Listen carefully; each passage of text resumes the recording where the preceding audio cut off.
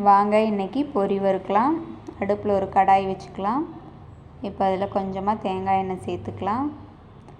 இப்போது இதில் 1 ஸ்பூன் ஜீரகம், 2 காஞ்ச மிளகாய் கிள்ளி சேர்த்துக்கலாம். ஒரு கொத்து கறிவேப்பிலை.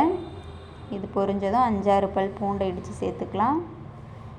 இது எல்லாத்தையும் அந்த எண்ணெயில் வதக்கி விட்டுட்டு அடுத்து 1 ஸ்பூன் பொட்டுக்கடலை, 1 ஸ்பூன் வறுத்த வேர்க்கடலை, 1 ஸ்பூன் குழம்பு மிளகாய்த்தூள் எல்லாத்தையும் போட்டு நல்லா கலந்து விட்டுட்டு ஒரு 1/2 ஸ்பூன் உப்பும் சேர்த்துக்கலாம். இப்போது நம்மளுக்கு தேவையான அளவு பொரியை சேர்த்து இது எல்லாத்தையும் நல்லா இந்த மசாலா கலந்து வர்ற மாதிரி பரட்டி விட்டுடலாம். இப்போ இந்த சூட்டில் பொரி நல்லா மொறுமொறுன்னு ஆகிரும். இப்போ அடுப்பை ஆஃப் பண்ணிவிட்டு கொஞ்சமாக பொடியாக நறுக்கின சின்ன வெங்காயமும் துருவின கேரட்டும் இதில் சேர்த்துக்கலாம். அவ்வளோதாங்க. இனி இந்த பொரியை சாப்பிட்லாம். நீங்களும் இந்த மாதிரி செஞ்சு பாருங்கள். இந்த வீடியோ பிடிச்சிருந்தா நம்ம சேனலுக்கு லைக் பண்ணுங்கள், சப்ஸ்கிரைப் பண்ணுங்கள்.